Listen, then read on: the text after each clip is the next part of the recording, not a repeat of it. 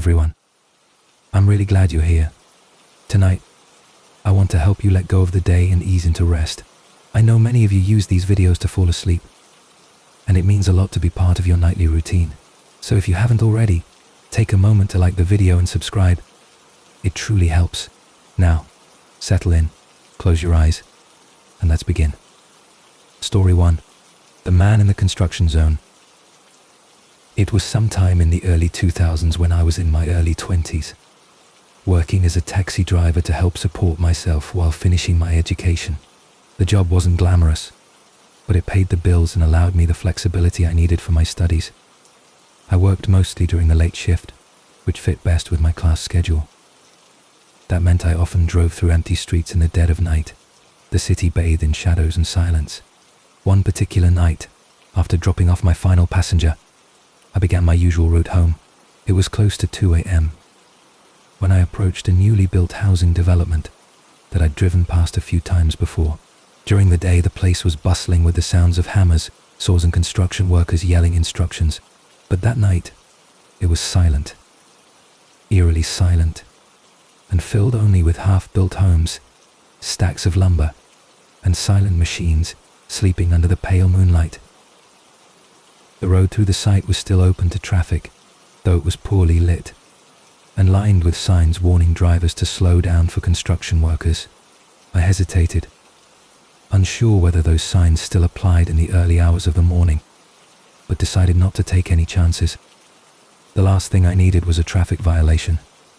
My headlights cut through the foggy air as I slowly maneuvered past the hulking silhouettes of machinery. The forest that bordered the back of the development gave the entire area a secluded and unsettling feel. As I drove between two large construction vehicles, I saw something, or rather someone move. A man, illuminated suddenly by my headlights, ran straight toward my window. My instinct kicked in immediately. I locked all the doors and ensured the windows were up. He stopped just inches from the driver's side, panting and wide-eyed, clearly terrified. He didn't look like someone you'd expect to see at that hour. He was clean-shaven, dressed in jeans and a flannel shirt with tennis shoes, probably mid-40s. He had the kind of look that didn't immediately scream danger, yet his face was streaked with tears, his lips trembling, and his body visibly shaking. He mouthed something, but I couldn't make it out through the glass. Every fiber of my body said I should leave, but there was something in his eyes, a pleading, desperate kind of fear that made fear against my better judgment. I lowered the window just a crack, enough to hear him speak, but not enough to allow him in. His voice came out in a panicked rush. "Please," he begged. "Please let me in. I have money, I'll pay you, just drive, please." I was still unsure, and asked if there was someone I could call for him. He looked over his shoulder, dread written across his face. "There's no time," he whispered. "He's coming." That made the hairs on the back of my neck stand straight up. "Who's coming?" I asked, genuinely confused now. He shook his head violently.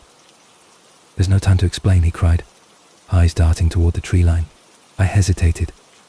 Something about his eagerness to get into the car made me deeply uncomfortable.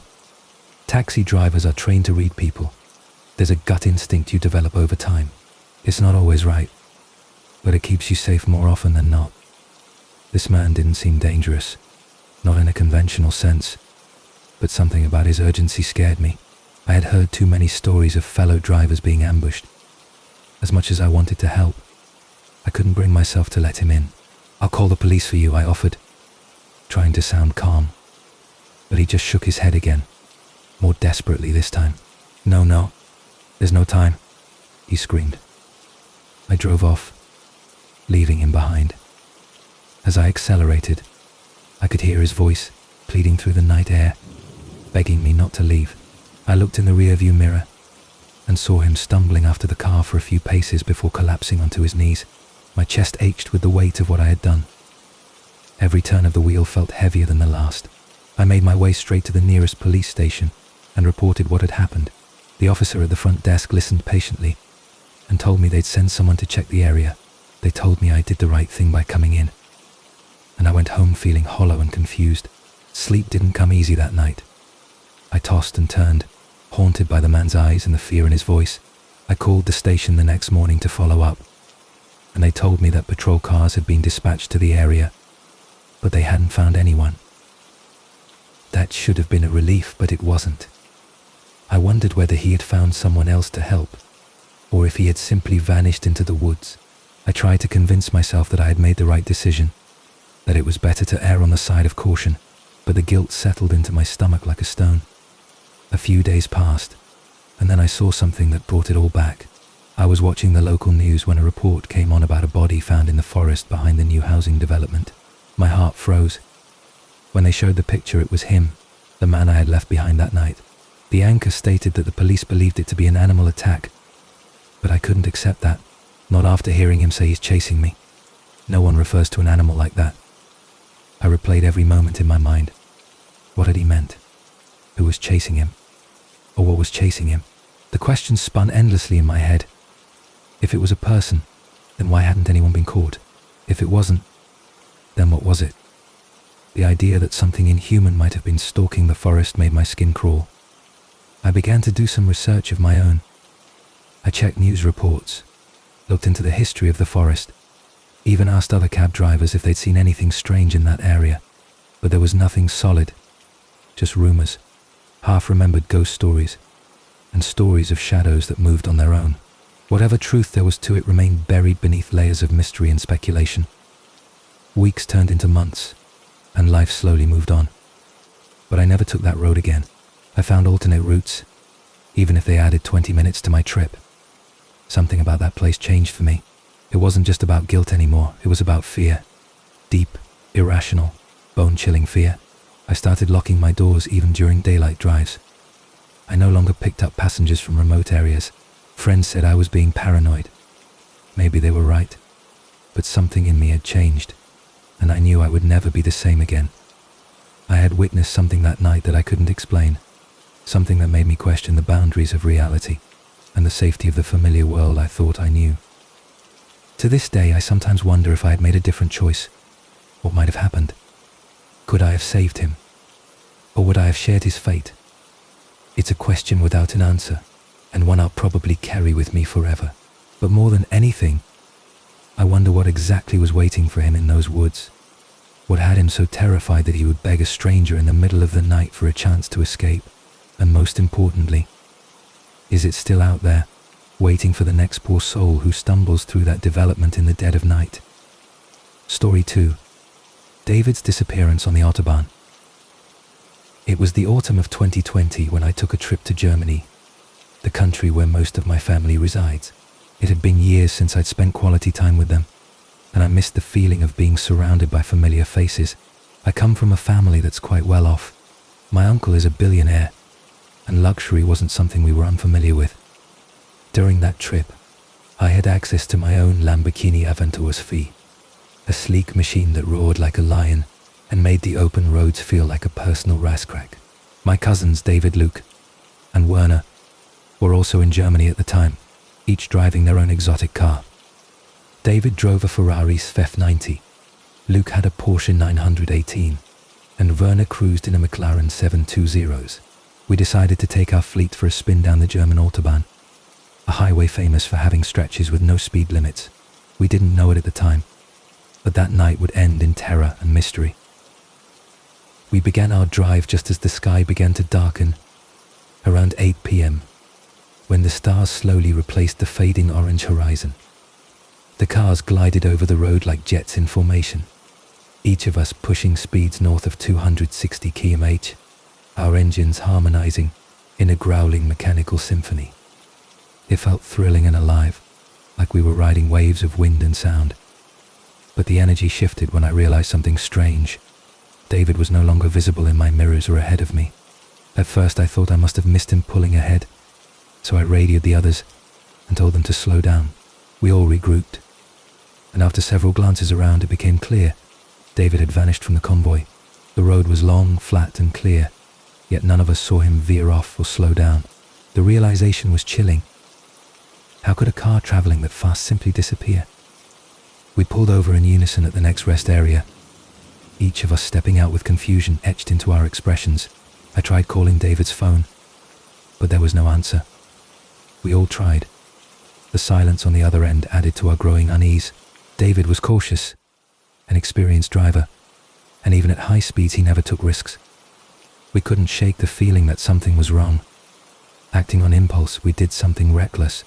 We turned our cars around and drove the wrong way back down the highway to the point where we last remembered seeing David. It was dangerous, but we couldn't leave him out there. We parked our cars near the forest edge, where the road ran alongside dense trees, and we started searching on foot, calling out his name into the blackness. Barely 3 minutes passed when we heard it, David's voice, calling out for help from the woods. My heart leapt. We sprinted in the direction of his voice, relieved beyond words, but after several minutes of running, a chilling pattern became clear. Every time we thought we were getting closer, the voice moved farther away, yet it stayed just as loud as before. It felt like we were chasing something that was toying with us. No matter how fast we ran or how far we went, the cries remained at the same distance, almost as if they were deliberately being dragged away. Our panic grew, and with it came a rising sense of dread. We weren't just lost, we were being played with. The air was thick with tension, and the forest seemed to warp around us, every branch a whisper, every rustle a threat. We regrouped at the road, shaken and desperate, and called Luke's parents. They lived nearby and were just as terrified as we were. They phoned the police, who arrived with dogs, thermal imaging, and a full search party. For 3 days, teams scoured the area. They found David's Ferrari first. It was parked neatly by the roadside, doors locked, and without a single scratch. Nothing inside was stolen. It was as if he had simply stepped out for a moment. But David was nowhere to be found. No blood, no signs of struggle, no trace. It made no sense. How could someone vanish from a moving car at high speed, leave behind a vehicle in perfect condition, and then disappear without a single clue? The police exhausted every lead, but nothing added up. They reviewed highway cameras, aerial drones, and even questioned passing motorists. Still, no new information came to light. After a year of dead ends, the investigation was closed. Officially, David was listed as a missing person, his case unsolved and suspended. For us, the grief never faded. His car was eventually released and returned to our family. Sometimes, when I miss him most, I take it for a drive, not to relive the past, but to feel close to him, even just for a moment. And every time I drive it, I half expect to hear his voice again, calling out from the trees, just like that night. As unbelievable as it sounds, I can't help but wonder if we witnessed something outside of explanation, something that doesn't play by the rules of our reality. The way the voice kept its distance, the absence of evidence, the feeling that we were being watched. It all points to something unnatural. Was it a glitch in reality? A dimensional rift? Some force we can't comprehend that plucks people from existence and leaves nothing but questions behind? These are thoughts I never entertained before, but now they haunt me. The human mind seeks logic, but there's no logic to what happened that night. There's only absence. I still think about David every day. His laughter, his wild stories, his competitive nature. All the memories flood back when I sit behind the wheel of that car. I wonder where he is, if he's still alive, if he's trapped somewhere just out of reach. I wonder if he knows we tried to find him, that we never gave up. Sometimes I dream about the forest, about hearing his voice again, and this time getting closer. But I always wake up just before I reach him, as if reality itself refuses to let me see what happened. It's the cruelest kind of mystery, one that offers no peace. And so our lives move forward with a hollow space where David should be. The police could not explain it. Our family could not accept it. We learned that sometimes, no matter how much wealth, technology, or manpower you have, the world remains unfathomable. It doesn't always bend to reason. And the Autobahn, normally a symbol of freedom and speed, became for us a corridor of unanswered questions, a place where one of us vanished not in a crash, not in a kidnapping, but into something much darker and far less understandable. To this day, I drive carefully at night, especially near wooded roads. I avoid looking into the trees, and I never stop if I hear something calling from the forest. I can't trust what I hear anymore, not after that night. Whether David is alive, trapped, gone, or caught in some loop beyond time and space, I may never know. But one thing is certain: the night he disappeared changed all of us. And if you ever find yourself driving fast and free under the moonlight, and you hear someone calling for help from the woods, don't go in. Just don't. Story 3. The Man on the Dirt Road. A few years ago, I was heading home from a friend's house after a late night out in town. We hadn't done anything particularly eventful. Probably just grabbed ice cream or hung out at the park. But it was one of those warm summer nights that you want to stretch out as long as possible. By the time we realized how late it was, it had already passed midnight. I lived in a remote area, tucked about 5 miles off the main highway down winding, unpaved dirt roads. The drive home was always a quiet one, especially at night when the darkness swallowed everything outside the beam of your headlights. I never liked driving it in the dark, but I'd done it often enough to grow used to it. Still, there was something about the shadows on those back roads that always left me just a little uneasy. That night was darker than usual. The sky was overcast, and there was no moon or starlight to break through the heavy canopy of trees overhead. My headlights barely cut through the thickness of the night, and even with them on high beam, visibility was poor. I drove slowly, my tires crunching over the gravel, trying to stay alert for deer or potholes. I was about half a mile from the main road when I saw something that made me tense up. A man was walking along the edge of the road. He looked calm, almost friendly, and he waved as I approached. He was a tall, burly man with a mustache, wearing an old baseball cap. If I had to guess, I'd say he was in his late 30s. Everything about him should have raised red flags, but something about his demeanor made me pause. He didn't look threatening, just out of place. I rolled my window down slightly as I slowed the car to a stop. His voice was warm and polite. "Howdy, ma'am. I'm sorry to bother you, but could I trouble you for a ride into town?" Without thinking much about it, I told him to hop in. He thanked me sincerely, said his name was Ricky, and slid into the passenger seat. "Thanks very much. I really appreciate it," he said, flashing a grateful smile. I introduced myself too, and we started driving back toward the highway. He wasn't chatty, but he wasn't silent either. We made small talk. His voice was gentle and polite, and he seemed grateful for the company. I started to relax, reassured by his calm tone and the easy rhythm of our conversation. He didn't fidget, didn't say anything strange. Just a guy, seemingly in need of help, or so I thought. 10 minutes passed, and we were almost to town when his tone suddenly shifted. "I'm terribly sorry to have to do this, ma'am," he said slowly, "but I'm going to need to take your car." At first I thought he was joking. I looked over at him in disbelief, trying to laugh it off, but his face was dead serious. "I'm afraid I'm going to need to take your car." "Let's not make this difficult," he said again. My breath caught in my throat, and I froze. Then, without another word, he reached into his coat and pulled out a small handgun. He didn't point it at me directly, but he didn't need to. The message was clear. My heart started to race. I brought the car to a stop on the side of the road. He looked at me with what almost seemed like regret. "One more thing, ma'am," he said. "I'm going to need your phone. I can't have you calling the police right away." I handed it over without a word, my hands trembling. "For what it's worth, I am sorry," he added as he slid into the driver's seat. Then he drove off into the night, leaving me alone on the side of the road. For a long moment I just stood there in the silence, numb and paralyzed. The wind whispered through the trees, and the faint crunch of tires faded into the distance. I was shaken, stunned, and afraid.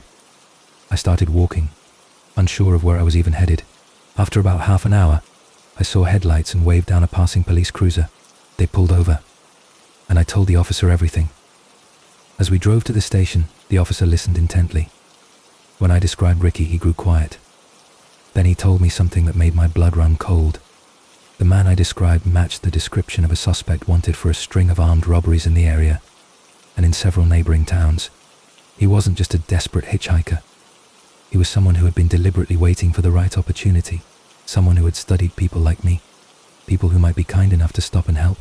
I was that unlucky person. The realization shook me deeply. I had always tried to be kind, to help others when I could, but this changed something inside me. It wasn't just about safety. It was about trust, and how fragile it truly is. The police eventually found my car abandoned in a nearby town. It was relatively unharmed, but everything inside had been rifled through. My phone was never recovered. But that didn't matter as much to me as the lingering fear.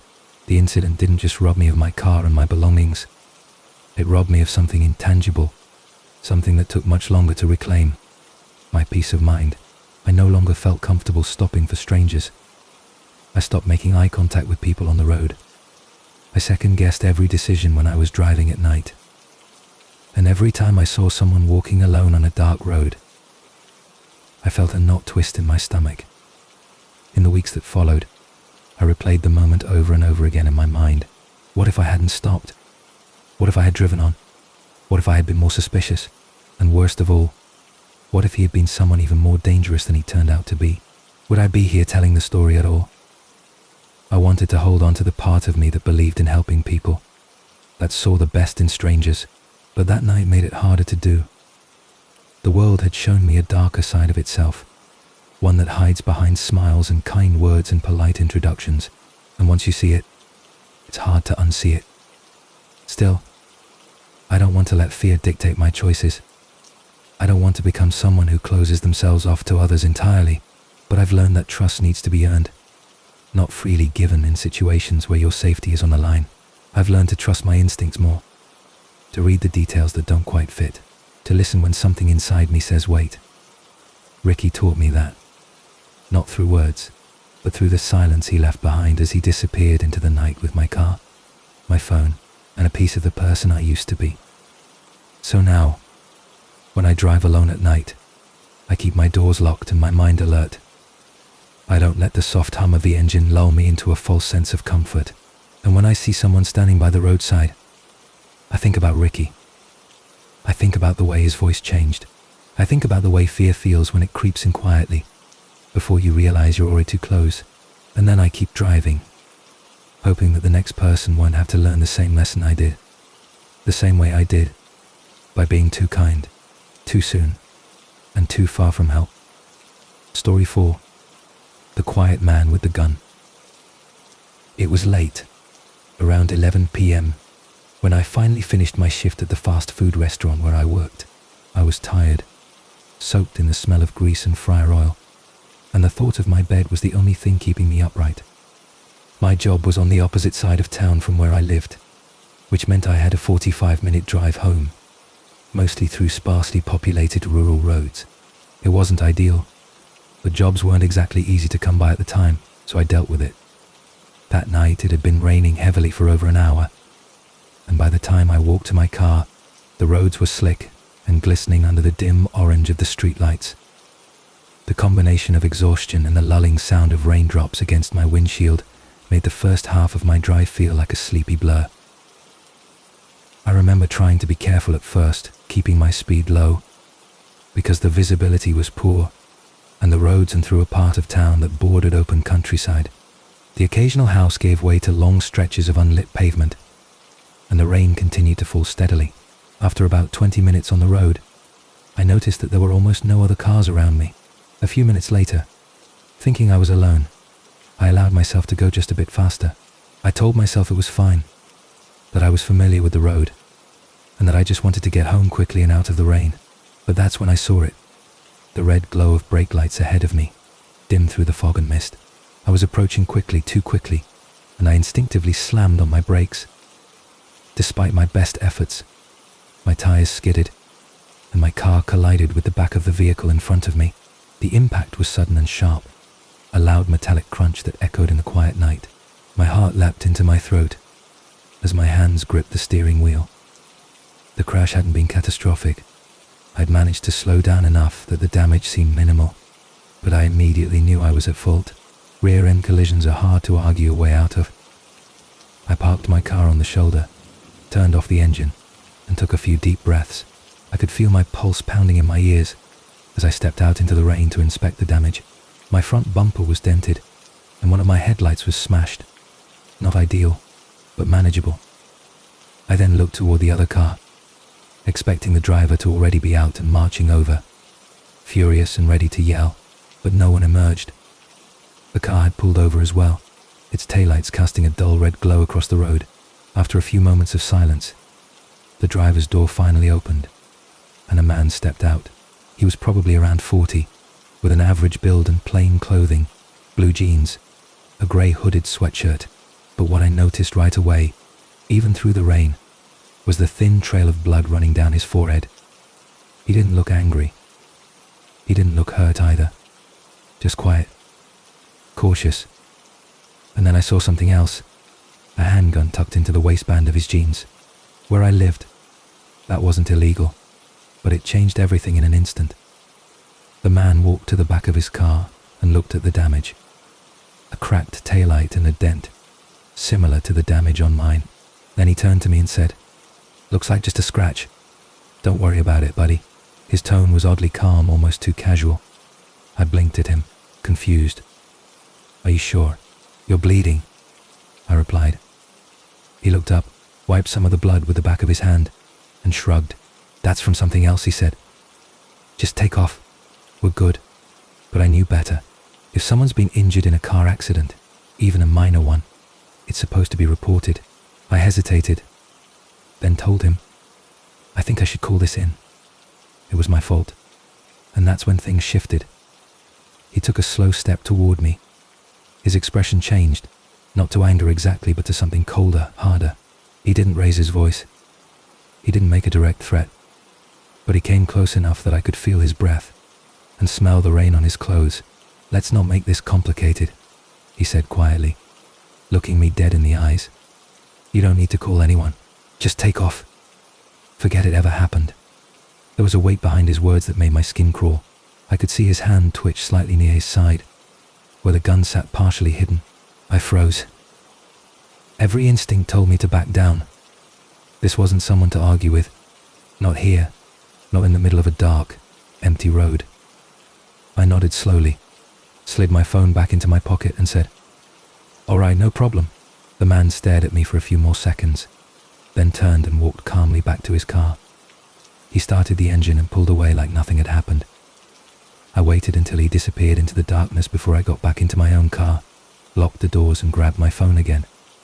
My hands were shaking as I dialed 911.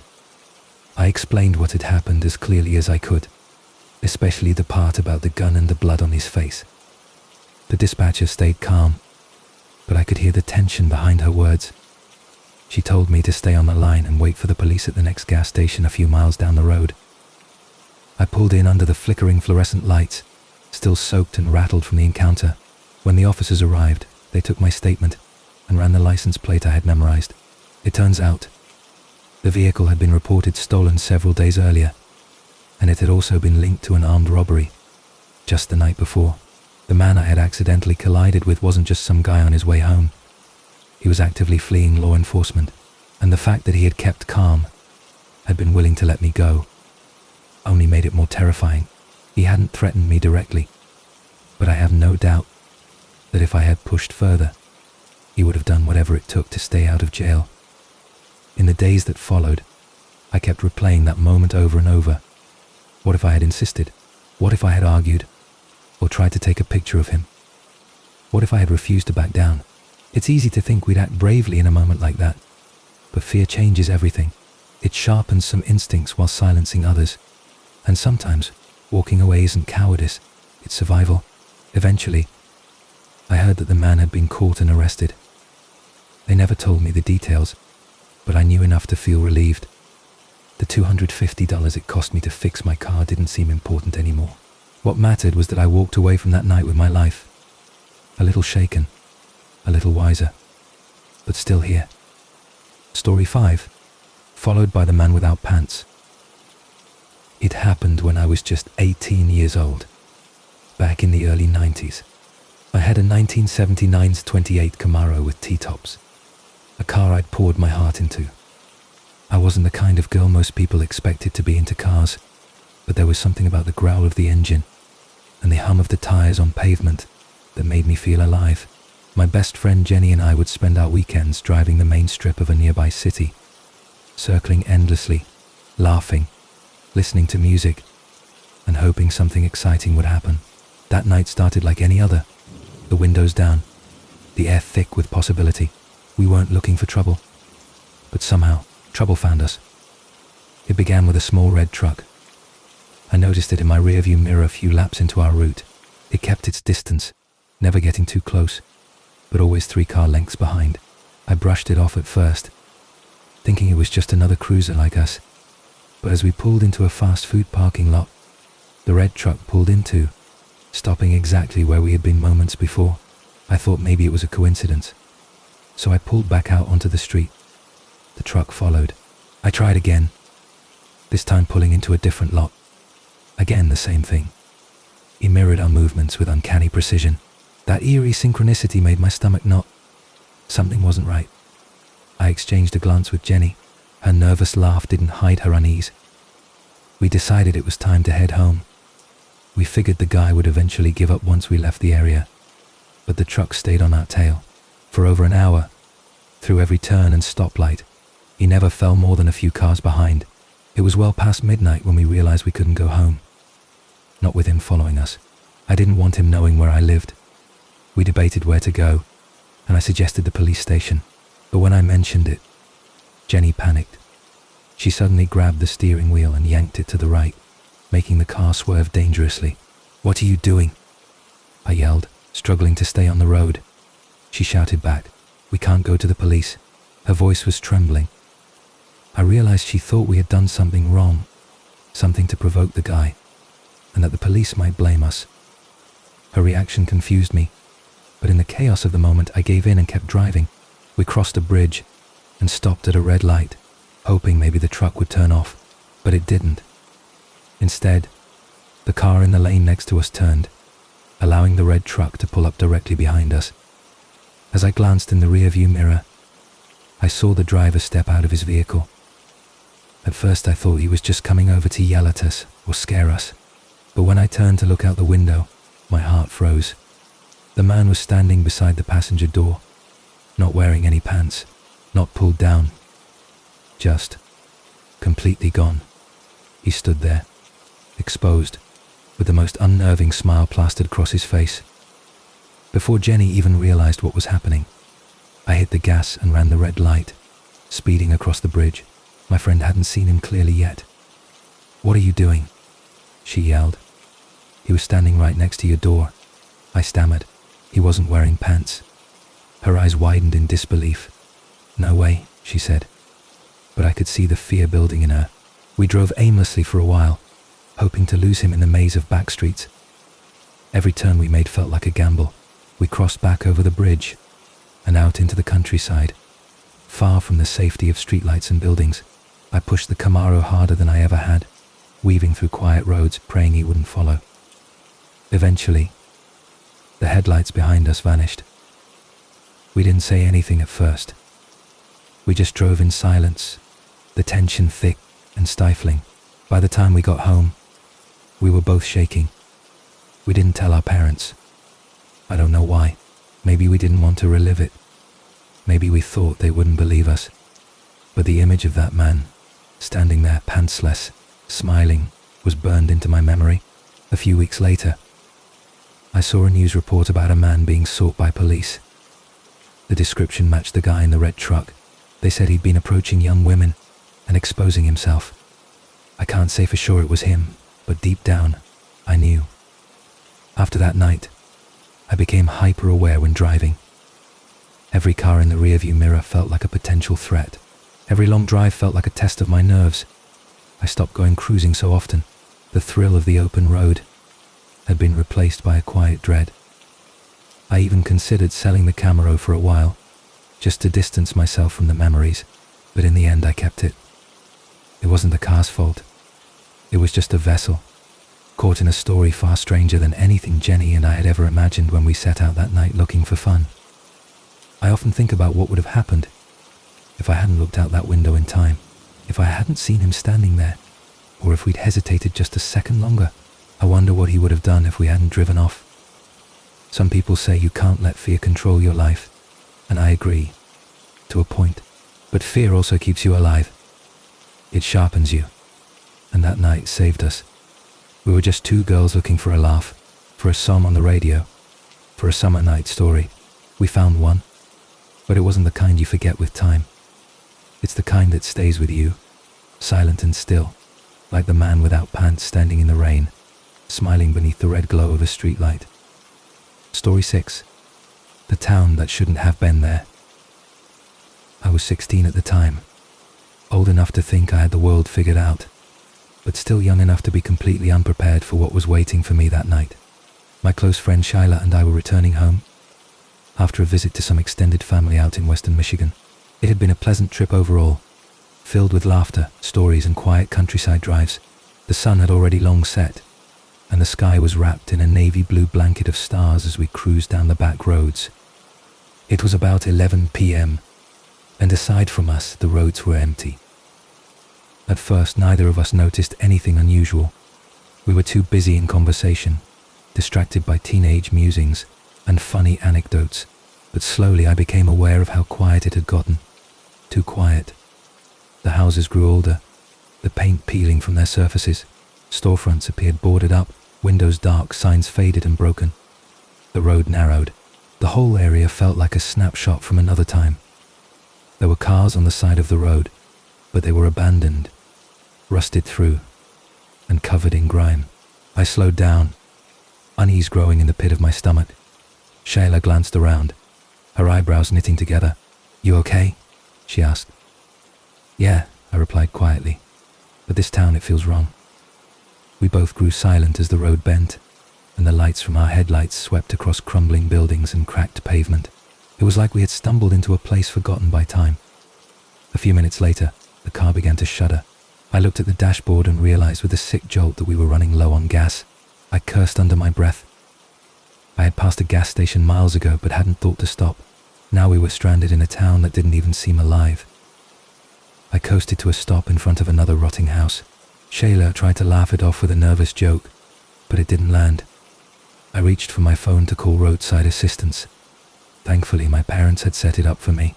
That's when I noticed the signal bar was empty. No service. With a sigh, I stepped out of the car and held my phone up, trying to find even a flicker of reception. Shayla followed, but then she froze. Her hand gripped my sleeve. "Don't move," she whispered. I turned to see what she was staring at. There, just 10 feet away, stood a man. He was tall, about 6'2", dressed in ragged clothes.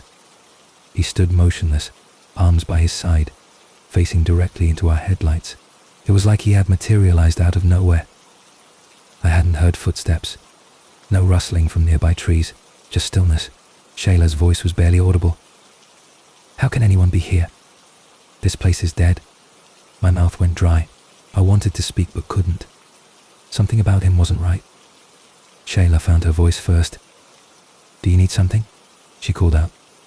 The man's face contorted into a wide, unsettling smile. Then he tilted his head slowly, as though uneasing us. The air felt colder, heavier. I couldn't move. I couldn't think. And then, suddenly he started walking toward us fast. His movements weren't frantic, but purposeful, as if he knew exactly what he was going to do. Our instincts kicked in. We bolted to the car, slammed the doors shut, and locked them. Panting, we looked out into the night, but the man was gone. Just like that. One moment he was there, the next, vanished into the shadows. My heart raced so loudly that I could barely hear myself think. We sat there in stunned silence, trying to make sense of what had just happened. Then we heard it. A noise, a scraping sound. From underneath the car, my stomach flipped. Shayla screamed, eyes wide with terror. Something or someone was beneath us. I didn't want to believe it. My hands trembled as I gripped the wheel. I prayed for my phone to find service. Finally, 2 bars flickered to life. I called the police. My voice was shaking so hard I could barely relay our location. The dispatcher said it would take about 20 minutes for an officer to arrive. 20 minutes felt like a lifetime. The scraping sound stopped. We sat frozen, afraid to speak, afraid to breathe. Then Shayla's face went pale as she stared past me, toward the back window. I turned, and my breath caught in my throat. Behind our car, illuminated by the soft red glow of the taillights, stood 5 figures. The man was back, but now he wasn't alone. 2 more men, 2 women, all of them still watching, smiling. Their eyes glistened unnaturally in the darkness, and their expressions were empty, almost rehearsed, just as suddenly we heard sirens approaching. The flashing blue lights crept over the hill, and as they did, the figures simply disappeared. No footsteps, no rustling, just gone. When the officer approached, I was too stunned to explain. Shyla, with tears running down her cheeks, told him everything. He took us seriously, but there was little he could do. There were no footprints, no tire marks, no sign of anyone. He offered to get us fuel, but I insisted he take us somewhere safe, a nearby motel, preferably one with lights, people, and working locks. He agreed and drove us there himself. We called our parents, who were horrified, and drove down to pick us up the next morning. The police never found the man or the others. No explanations were given. The town, we later learned, didn't even show up correctly on GPS. Some locals claimed it had been abandoned for decades. Others said it was never a real town at all, just a place where strange things happened, where people sometimes went missing, and where stories like ours became warnings told in whispers. To this day, Shyla and I don't talk about it much. The memory is too vivid, too surreal. We never took the back roads again. We never trusted what we saw in quiet towns that should have been empty. I still wonder what would have happened if we hadn't locked the doors fast enough, if I hadn't gotten that flicker of signal in time. And I wonder most of all, who were they? What did they want? And how many other travelers have driven through that same forgotten town, only to never come back? Story 7. The man at the rest stop. It was just a few days ago when this happened, and it still lingers in the back of my mind like a fog that won't clear. I was 13, and my cousin James was 21. We were on a road trip, driving from our grandmother's home to visit our aunt. It was about a 10-hour drive, long but not unbearable, especially when I was with James. He wasn't just my cousin. He was like an older brother, someone I trusted completely. We'd taken a few trips like this together before, just the two of us, and I always looked forward to them. We had snacks, music, and plenty of time to talk. But that night, the road ahead would offer more than just conversation. It would offer something that shook me in a way I didn't yet understand. It was around 9 p.m. when I first noticed the red semi-truck rolling up beside us. I glanced out the window and saw the driver, an older, heavy-set man with a long, unkempt beard. Something about him made me uncomfortable, but I was overtired, and everything seemed funnier than it should have been. When he looked at me and made an inappropriate gesture, I nervously laughed it off. At 13, I didn't really know how to process something like that. I mimicked the motion and joked about it to James, who looked visibly disturbed. He didn't laugh. He just stared at the truck and muttered something under his breath, but we moved on. And for a while, it seemed like that moment had passed. I didn't realize at the time that it was just the beginning. About an hour and a half later, James pulled into a rest stop. We both needed to stretch, and I walked into the bathroom while he fueled up and checked the GPS. When I came out, I felt a cold gust of unease ripple through me. The man from the truck was there, just standing near the door of the rest stop building. He didn't speak. He didn't move. He just stared at me. It was the same man who had made that obscene gesture earlier. I glanced through the glass doors and saw James waiting by the car, staring right at us. I walked quickly toward him, feeling a strange mixture of confusion and embarrassment, like I was in trouble, even though I hadn't done anything wrong. When I got back to the car, James pulled me aside and quietly said, "That guy was following you. He walked in right after you," talking to himself, mumbling something I couldn't make out. My stomach dropped. My face went pale, and I started to cry. It was exhaustion mixed with fear, and James tried to comfort me as best he could. "Let's just get moving," he said. We got in the car, locked the doors, and drove off, thinking that would be the end of it. But as we left the rest stop, headlights appeared behind us, and it was the same truck. I didn't want to believe it, but it was him. He was following us again, keeping a consistent distance, never falling too far back. We tried to ignore it.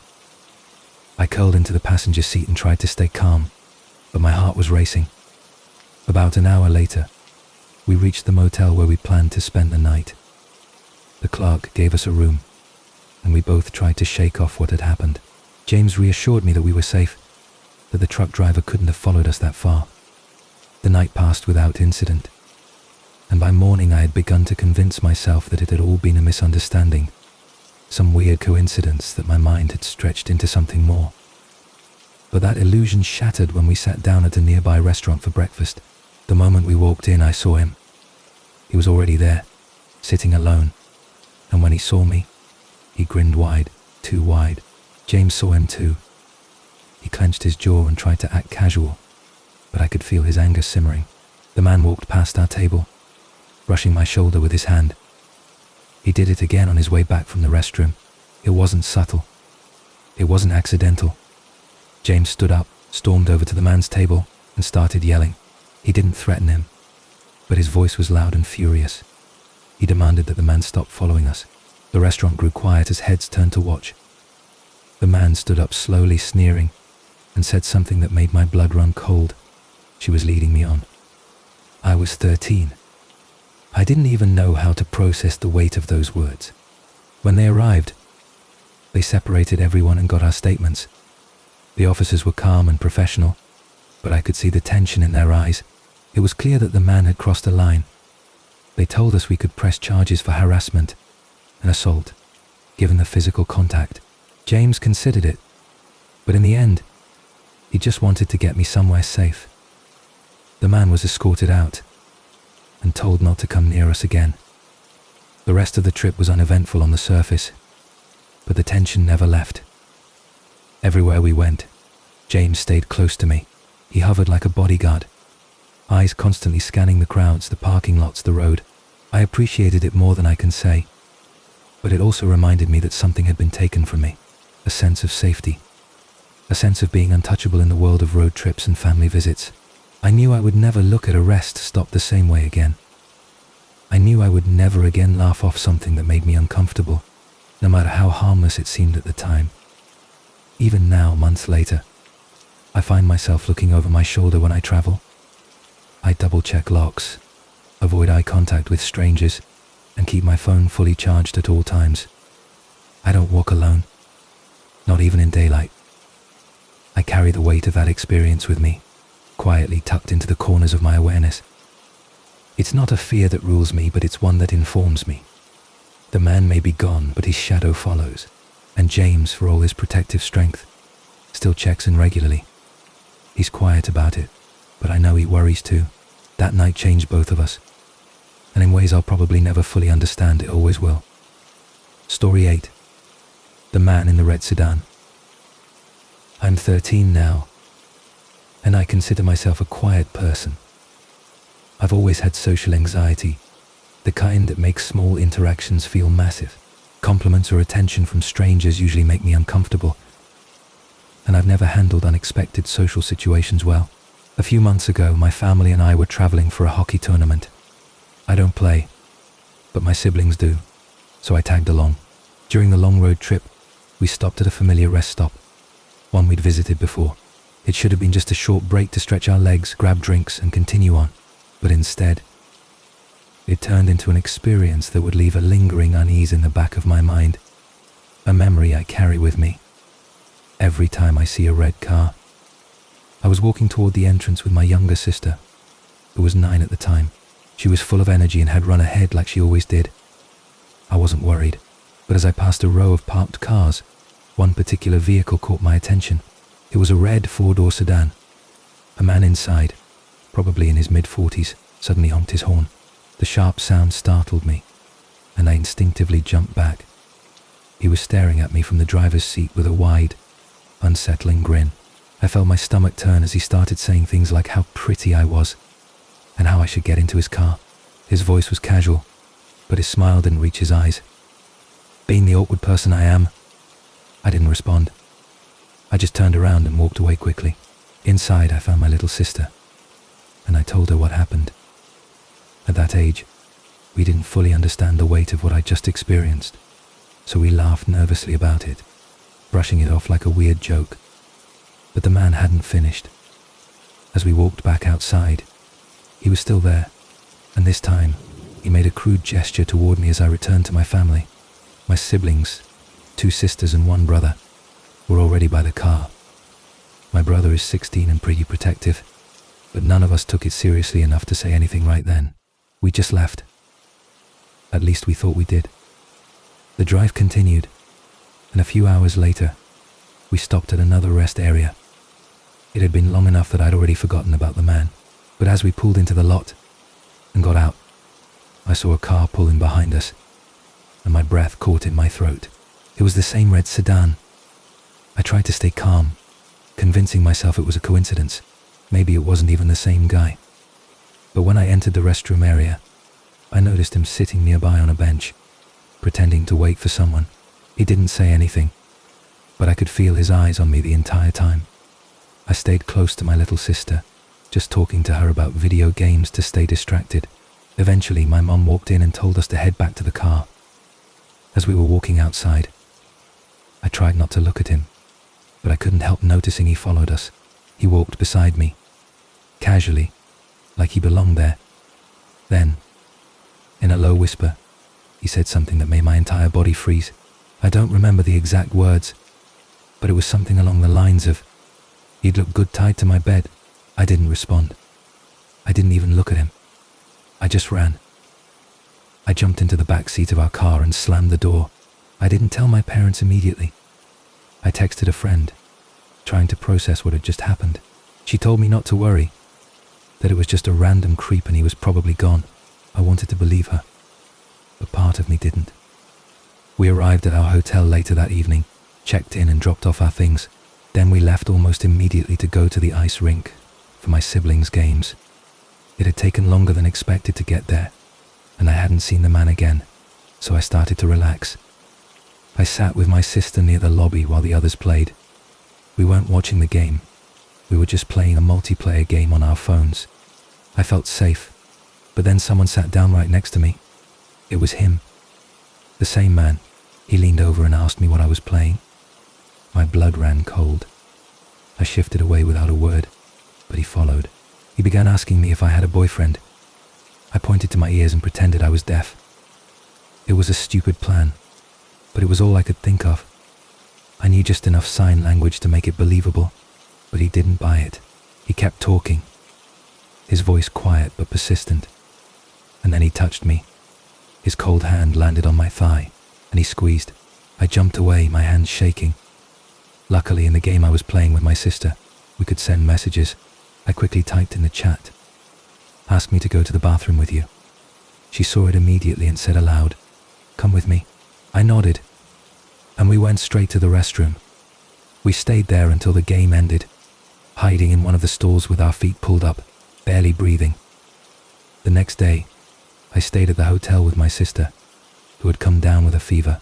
Everyone else went back to the rink. I was just beginning to feel a little safer when there was a knock at the door. I assumed it was my sister, returning with food, and opened it without checking. It wasn't her. It was him. The same grin, the same horrible presence. Before he could say anything, I slammed the door and backed away, finally grabbing my phone and calling 911. I sat against the door and sobbed as I spoke to the dispatcher. The police arrived quickly, and when they searched his vehicle, they found something that turned my stomach. Photos of me. Some were at the pool, some were at the rest stop. He'd been following me the entire trip. He was arrested that day, and the police assured me he wouldn't be coming near me again, but I've never truly felt the same since. I don't walk anywhere alone. I don't go into rest stops without looking over my shoulder. Every red sedan feels suspicious. Every smile from a stranger feels like a warning. That trip was supposed to be just another hockey weekend with my family. Instead, it became the reason I never let my guard down in public again. He may be gone, but the fear he left behind isn't. Story 9. The van on the dirt road. It was the summer before my freshman year of high school, and I had just turned 14. My friend Julian lived out in the rural part of our state, a quiet area filled with dirt roads, tall pine trees, and wide fields that turned golden in the evening light. My parents had allowed me to spend a weekend at Julian's house while they went to visit my grandparents. It was supposed to be a relaxing getaway. No Wi-Fi, no constant buzzing of phones, just old movies, fire pits, and riding bikes through empty roads with a warm breeze brushing against our faces. The first day passed without anything strange happening, and by the second evening, we were both feeling adventurous and decided to go for a ride just before sunset. Julian knew the area like the back of his hand. He said he wanted to show me an old trail his older brother used to ride through. We pedaled through a back road that veered off behind a thicket of trees and gravel. At first it was peaceful. The sun was casting long shadows, and the air smelled of dust and pine. But as we went deeper, the trees grew thicker and the road more uneven. Eventually we came across a clearing. That's where we saw it. A white van, old and dented, was parked just off the path. At first it didn't seem like anything. Maybe someone was camping or taking a break, but there were no tents, no campfire, and no sound. Just the van. And something about how it sat there, tilted slightly half hidden behind weeds, felt wrong. Julian slowed down and motioned for us to stop. He whispered, "That wasn't there yesterday." I shrugged, trying not to overthink it. Maybe someone had just arrived. But then we heard it. A soft creak. The van door slowly slid open, and a man stepped out. He looked like he was in his late 40s, wearing a stained hoodie and jeans that sagged slightly at the knees. He didn't look like a camper. He didn't look like he belonged there. He stared at us, motionless, like a statue. We froze, unsure of whether to wave or speak. But then he raised his hand, not to wave, but to beckon us closer with one curled finger. Neither of us moved. My chest tightened. Julian leaned toward me and whispered, "Run." We turned our bikes and started pedaling back toward the road. We didn't hear footsteps. We didn't hear yelling. Just the engine of the van suddenly revving to life behind us. Tires kicked up gravel as the van pulled forward, slowly at first, then faster. The road was narrow, barely enough room for a car, let alone two bikes and a speeding van. We rode like our lives depended on it, because in that moment, it felt like they did. I looked back once and saw the van right behind us, maybe 10 yards away. The man inside had the door open, holding something I couldn't quite make out. Julian screamed for me not to stop, not to look, so I didn't.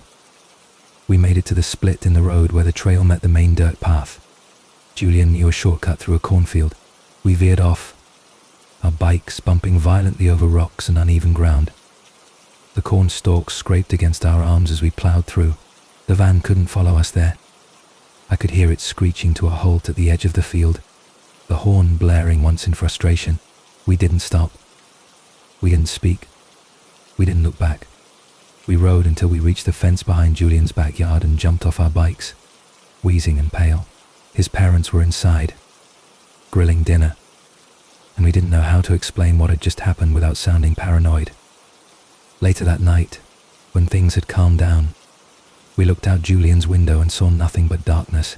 The cornfield rustled softly in the breeze. No lights, no sounds.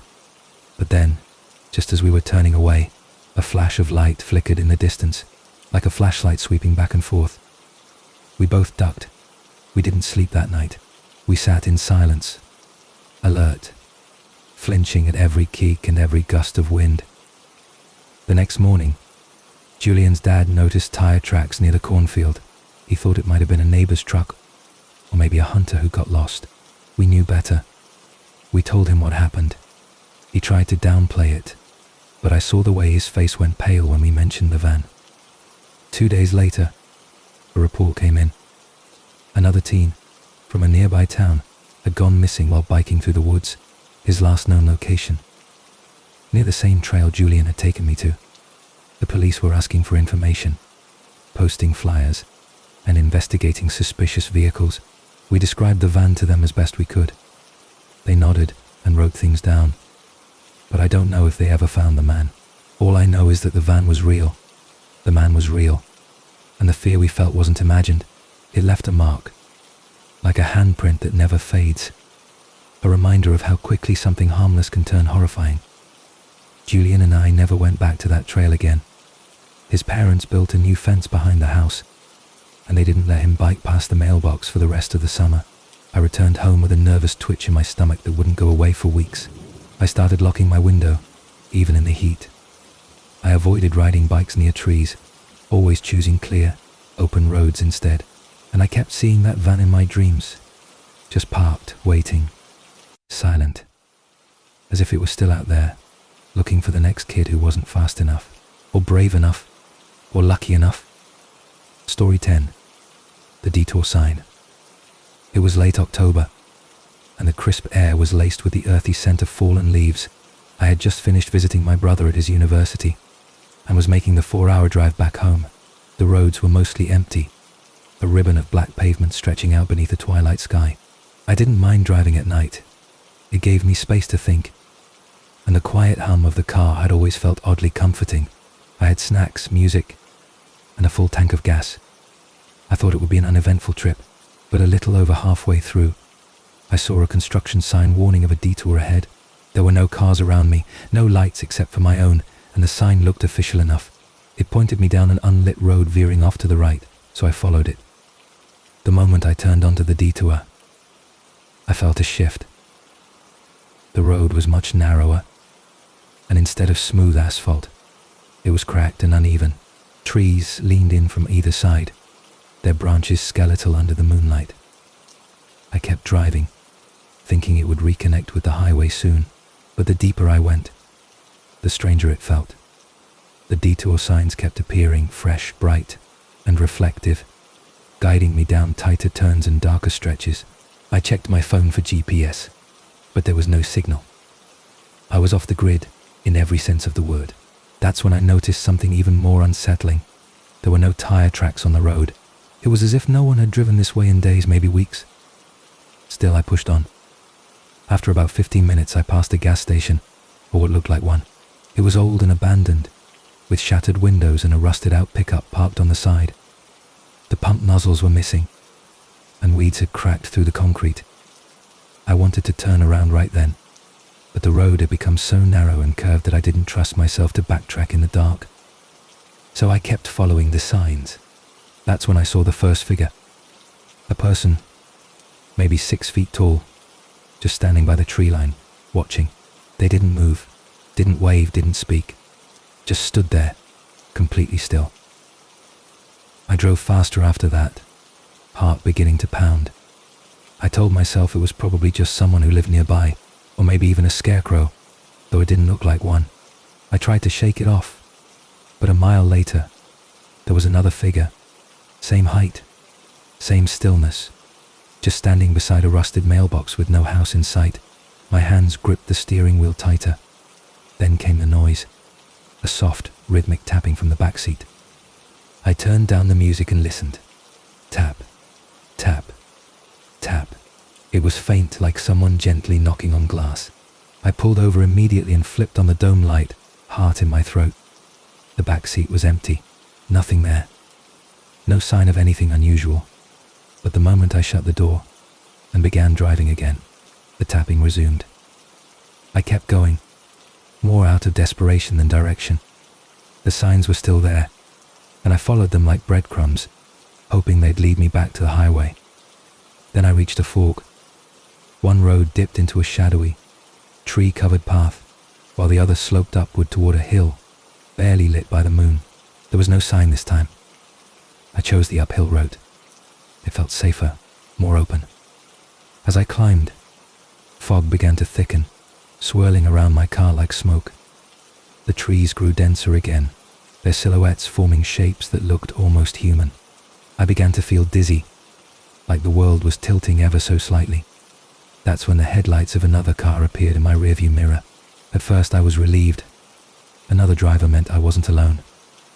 But as the car behind me drew closer, my relief vanished. Its headlights were too bright, too white, and they didn't flicker like normal halogen beams. They pulsed, slowly, rhythmically. And the car itself had no license plate. It was following too closely, barely 10 feet behind me, matching my speed exactly. I sped up. So did it. I slowed down. It did too. I considered pulling over, but something inside me screamed not to stop. I kept driving, heart racing, until I saw a sign that said End Detour, merge ahead. I don't know how, but my GPS suddenly flickered back to life, showing I was just minutes from the main highway. I nearly cried with relief. As I merged onto the familiar road, I looked back again. The car was gone. No headlights, no engine noise, no sign of its presence. I drove the remaining hour home without incident. But the moment I pulled into my driveway, I checked every inch of my car. Nothing in the back seat. Nothing under the chassis. Just a lingering smell of smoke I couldn't explain and faint scratches on the inside of the back window. I didn't tell my parents. I didn't want to explain something I barely understood, but I didn't sleep that night. Every creak of the house, every brush of wind outside made me jump. A week later, I passed by that same stretch of highway again during the day. I slowed down and looked for the detour sign, but there was nothing.